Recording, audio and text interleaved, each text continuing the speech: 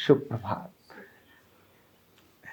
भगवान श्री राम अयोध्या वापस आ गए हैं और अयोध्या दुनिया की सांस्कृतिक राजधानी के रूप में अपने पूर्ण ऊर्जा के साथ फिर से सक्रिय हो गई है। यह सक्रियता न केवल भारत में अपितु इसकी ऊर्जा अयोध्या, भारत और सारी दुनिया में अभी हमने पिछले कल देखी ही है, अनुभव भी किए हैं और मैंने स्वयं कनाडा की धरती पर इसका अनुभव किया। केवल भारत में ही नहीं तो कनाडा में भी सैकड़ों और हजारों श्री राम भक्त मंदिर में एकत्र होकर जिस प्रकार उत्सव मना रहे थे, जिस प्रकार आनंदित हो रहे थे, ये कनाडा का अनुभव तो मेरे सामने है और मैं बहुत सौभाग्यशाली हूं कि उन सैकड़ों राम भक्तों के बीच में अयोध्या और श्री राम के संबंध में कुछ बात करने का, कहने का सौभाग्य मुझे भी मिला। लेकिन ये सक्रियता बहुत अद्भुत है हमारे लिए, न केवल हमारे लिए बल्कि आने वाले दिनों में हमारे प्रति जो काम है, हमारे प्रति जो जिम्मेदारी है, क्योंकि भगवान श्री राम और राजधानी जब सक्रिय हुई हो तो सभी को जो अपने को राम भक्त कहते हैं उन सब को कोई ना कोई काम अलॉटमेंट होता ही है। तो हमारे जिम्मे जो काम अलॉट हुआ है वो हुआ है कि न्यूरोथेरेपी को हमें विश्व के अंदर स्थापित करना है। 6.5 अरब आबादी है दुनिया की। कितनी आबादी है? 6.5 अरब आबादी है। इस 6.5 अरब आबादी में आरोग्य और रोजगार की अलग यह अद्भुत भारत की वैज्ञानिक पद्धति न्यूरोथेरेपी जगाएगी और इस काम का सौभाग्य यानी ये काम की जिम्मेदारी हम आरोग्य पीठ लोगों को दी है। किसने दी है? भगवान ने दी है और उन्होंने दी है इसीलिए मेरी कनाडा की यात्रा अपने आप में बहुत अद्भुत, अविस्मरणीय, ऐतिहासिक तो है ही, पहली थी लेकिन बहुत बड़ी ऐतिहासिक मेरी यात्रा रही। ऐसे अनेक माइलस्टोन, ऐसे अनेक मील के पत्थर जो भविष्य की उज्जवल संभावनाओं को दिखाते हैं वहां पर गड़े गए। ऐसे जो माइलस्टोन गड़े हैं जिनकी मैं चर्चा समय समय पर करता भी रहूंगा, बाद में भी बताऊंगा, लेकिन ये इस बात को बताती है कि अगर वास्तव में हम तो थे ही श्रेष्ठ, हमारा देश समृद्ध था, हमारा देश संपन्न था, हमारा देश गुणों से युक्त था, हमारे देश के अंदर वो सारी चीजें जो दुनिया के एक श्रेष्ठ देश में होती है वो थी ही, वो केवल हम विस्मरण कर गए थे, भूल गए थे, अपने को भूल गए थे।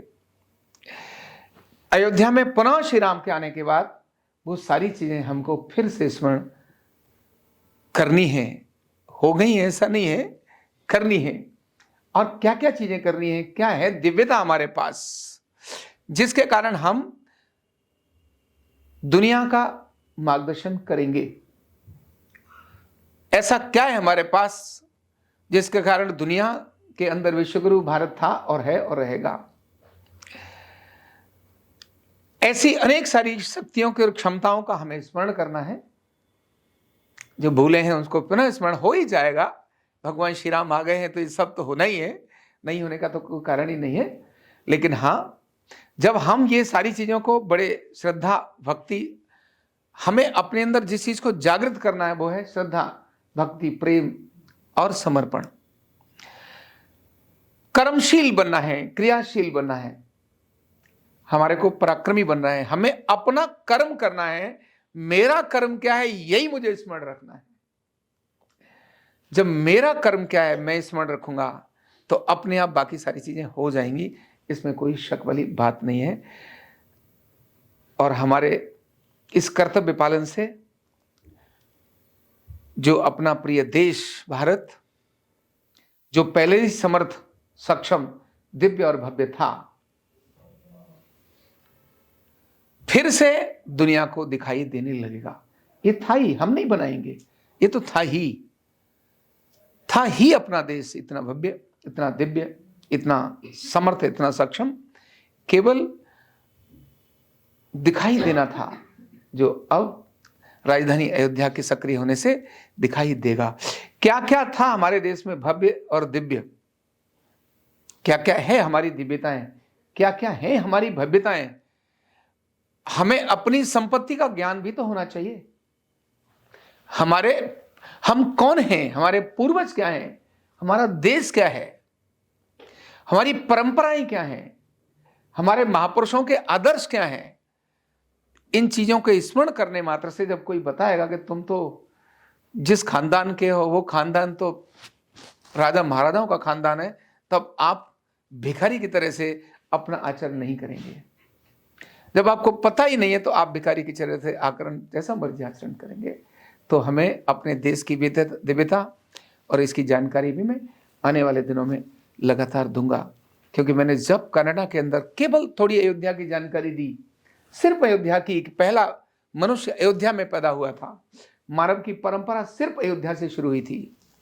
और मैंने जब उनको बताया कि जिस भगीरथी गंगा को सारी दुनिया पवित्र मानती है, जिसके जल को लेकर दुनिया में लेके हम शुद्धता करते हैं और जीवनदायिनी है, उस गंगा को लाने वाले भगीरथ अयोध्या में पैदा हुए थे। और ऐसे कुछ केवल अयोध्या के बारे में मैंने जब बताया, कार्यक्रम खत्म होने के बाद कितने सारे लोगों ने मुझे घेर लिया। उन्होंने कहा ये जानकारियां हमको नहीं थी, हम भारत को केवल अभी वैसे ही देखते थे, अयोध्या को सिर्फ इसीलिए कहते थे राम का जन्म स्थान है। लेकिन राम का जन्म स्थान से पहले ही अयोध्या बहुत दिव्य और बहुत भव्य थी। अद्भुत नगरी अयोध्या, उसका वैज्ञानिक महत्व जब बताया तो लोग निश्चित ही उस तरफ चल पड़े। आने वाले दिनों में इन सब चीजों का स्मरण करेंगे और हम अपने कर्तव्य को और बढ़िया तरह से पालन करते हुए अपने इस देश की दिव्यता और भव्यता को सबके सामने लेकर आएंगे। और न्यूरोथेरेपी के प्रति जो हमारे को जिम्मेदारी मिली है, भगवान ने जो हमको दिया है, सीधा सीधा दायित्व हमको दिया है, उस दायित्व का पालन भी ठीक से कर पाएंगे।